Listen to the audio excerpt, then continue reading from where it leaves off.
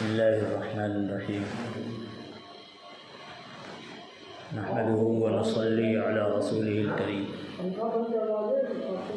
أما بعد فأعوذ بالله من الشيطان الرجيم بسم الله الرحمن الرحيم إنا فتحنا لك فتحا مبينا صدق الله العظيم.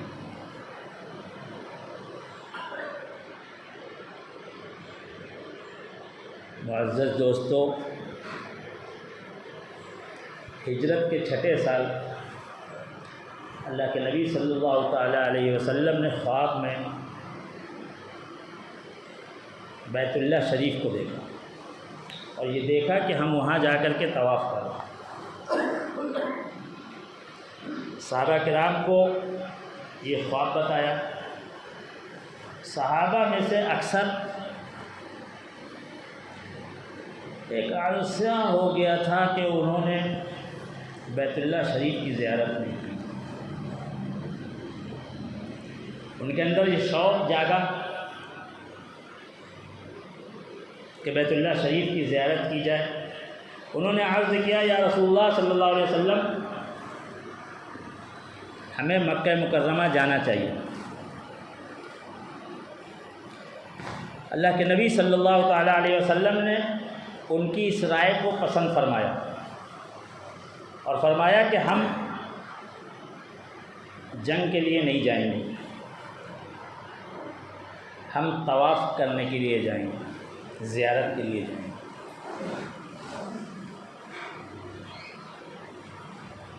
کیونکہ اس وقت کے حالات جنگ جیسے تھے. خندق ابھی گزرا، خندق کی جنگ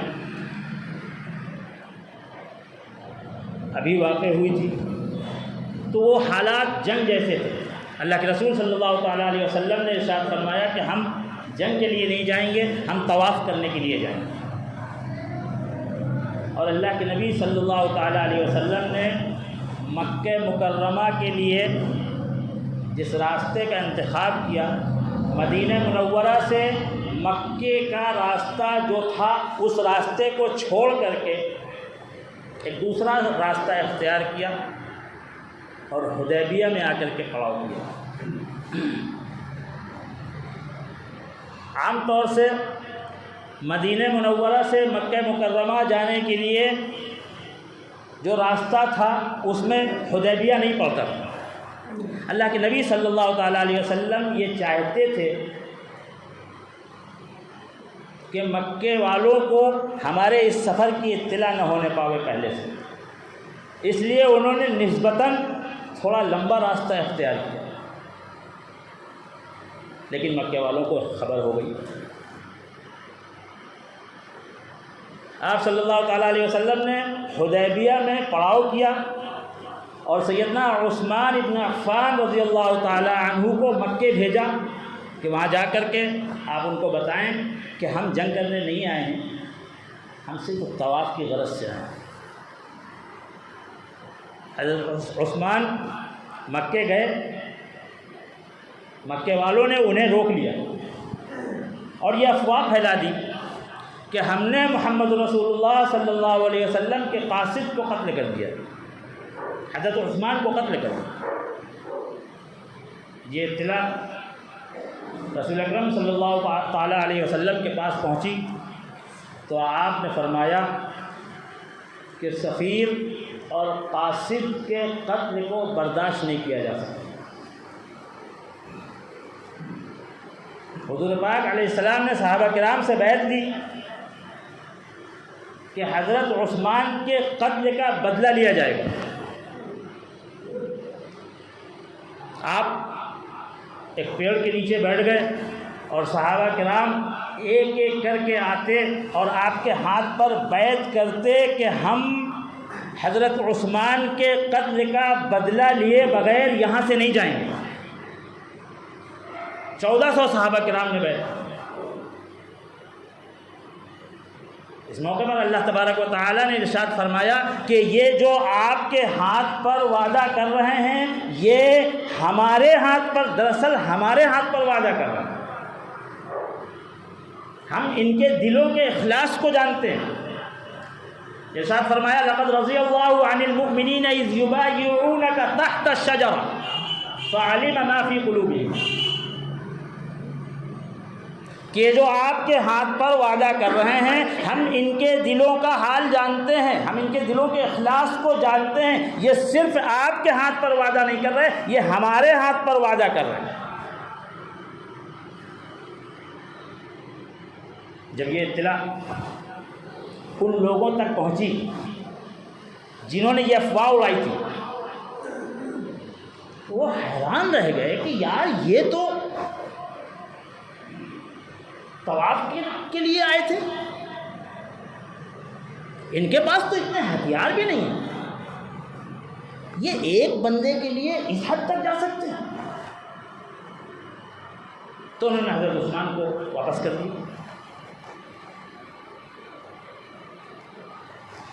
اب گفتگو شروع ہوئی، بات چیت شروع ہوئی،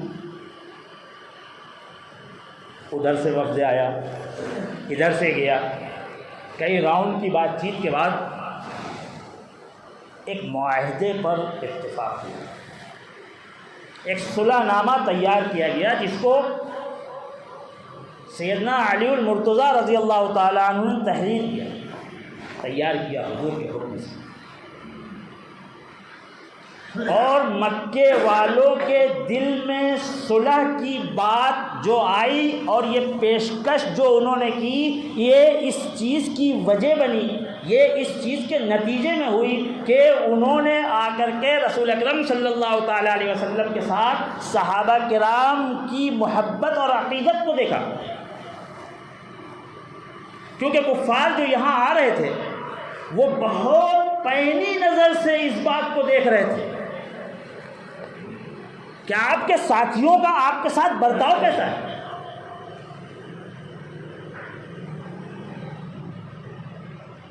کہ حضور پاک صلی اللہ تعالیٰ علیہ وسلم وضو کر رہے ہیں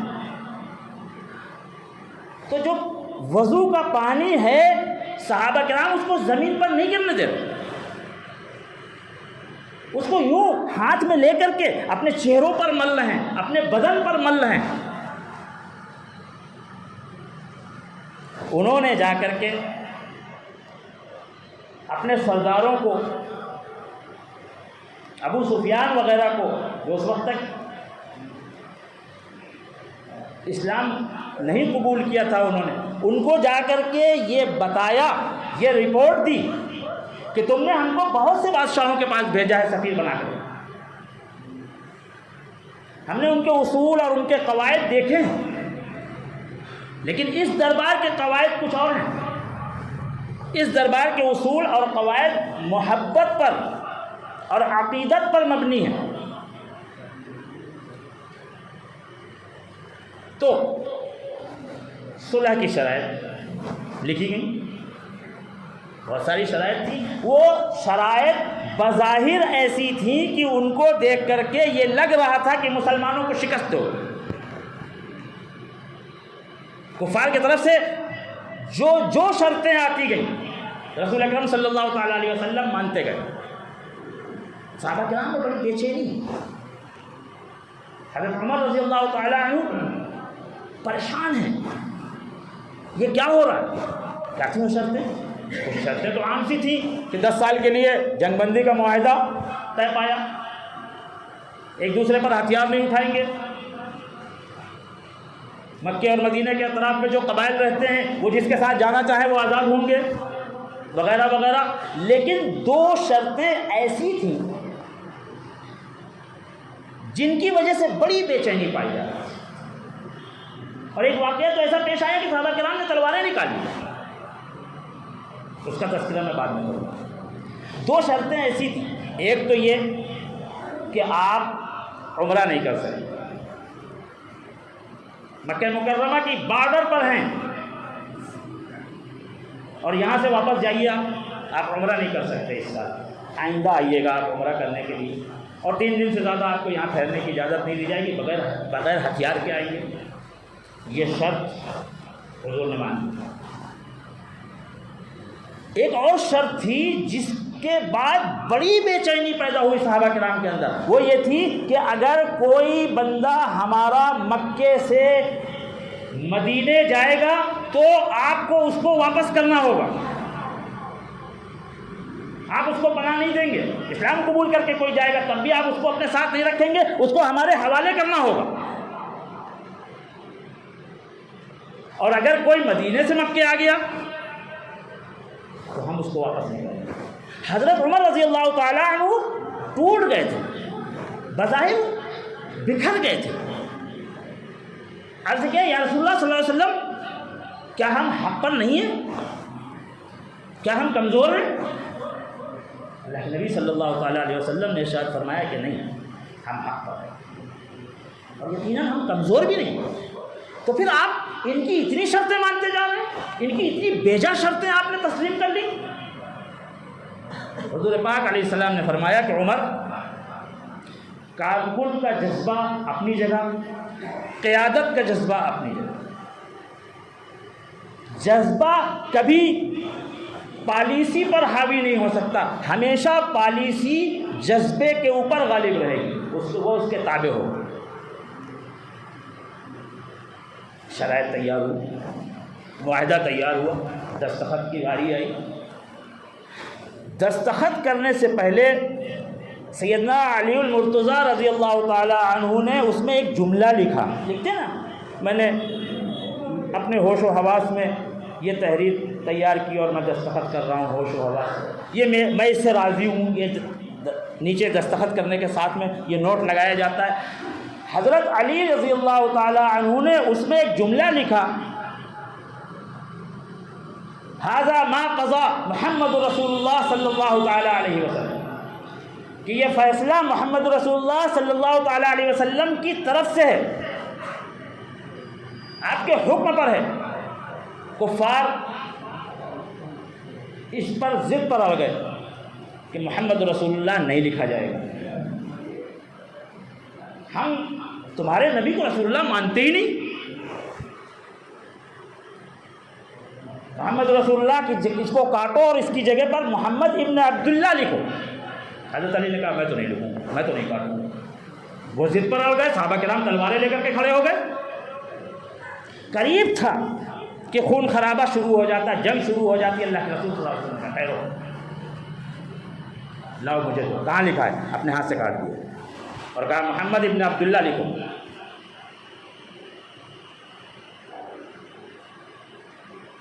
صحابہ کرام کے اندر بڑی بے چینی تھی. معاہدہ ہو گیا، بغیر طواف کے واپس جا رہے ہیں. ٹوٹے ہوئے دل سے صحابہ واپس جا رہے ہیں کہ کیا ہو گیا ہمارے ساتھ. اللہ تبارک و تعالی نے آیت نازل کی، انا فتحنا لک فتحا مبینا.